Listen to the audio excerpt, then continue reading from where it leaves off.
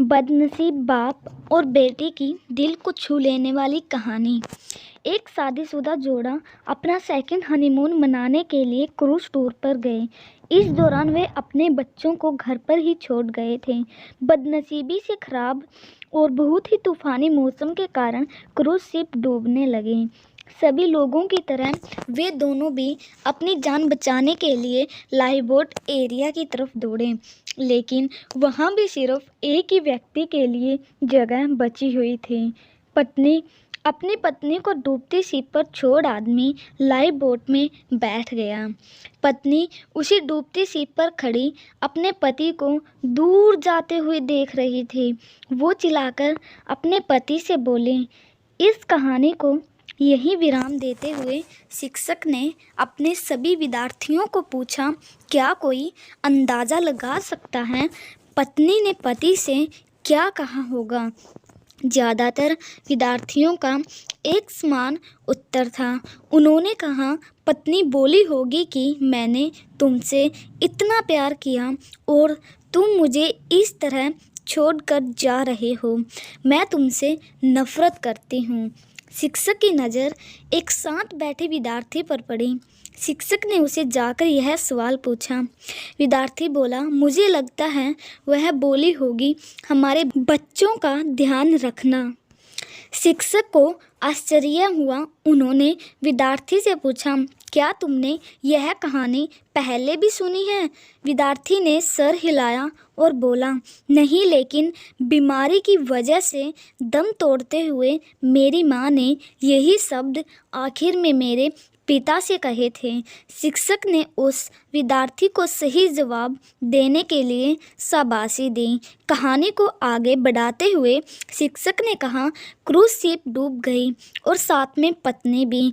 पति घर वापस लौट आया और उसने अकेले ही अपने बच्चों को पाल पोस कर बड़ा किया। कई सालों बाद उस पति की भी मौत हो गई। एक दिन उसकी बेटी, जो उसे अपनी माँ की मौत की जिम्मेदार मानती थी, अपने पिता के सामान को साफ करते हुए उसे एक डायरी मिली, जिसे पढ़कर उसे सच्चाई का पता लगा। डायरी में लिखा था, जब उसके माँ बाप उस क्रूज शिप पर गए थे तब उन्हें पहले से ही पता था कि उसकी मम्मी को 3rd स्टेज कैंसर है और इसीलिए वो दोनों आखिरी बार एक साथ ज़्यादा से ज़्यादा समय बिता सके, इसलिए दोनों अकेले ही उस क्रूज शिप पर गए थे। जब उस शिप पर वह मनहूस समय आया था तब उसके पिता ने उस अकेली बची लाइफ बोट की जगह में बैठने से मना कर दिया था। उन्होंने डायरी में लिखा था कि वह भी अपनी पत्नी के साथ ही उस डूबती हुई शिप में डूब जाना चाहते थे, लेकिन सिर्फ और सिर्फ उनके बच्चों के लिए अपनी पत्नी के कसम देने के बाद उनको उसे अकेला छोड़कर उस लाइफ बोट में सवार होना पड़ा। इस डायरी को पढ़ने के बाद बेटी फूट फूट कर रो पड़ी। शिक्षक ने यह कहानी यहीं ख़त्म की और पूरा क्लास शांति में डूब गया। यह शांति देख शिक्षक को पता चल गया कि वह इस कहानी के जरिए जो सीख अपने विद्यार्थियों तक पहुंचाना चाहते थे वह पहुंच चुकी है। इस दुनिया में अच्छे और बुरे हर तरह के लोग हैं, लेकिन कभी कभी परिस्थितियां ऐसी विकट हो जाती हैं कि आप बुरे या अच्छों का फैसला नहीं कर पाते। इसलिए कभी भी हमें कोई भी फैसला लेने में जल्दबाजी नहीं करनी चाहिए। सिर्फ बाहरी चीज़ों को जान लेने से किया गया फैसला कभी भी सही नहीं हो सकता।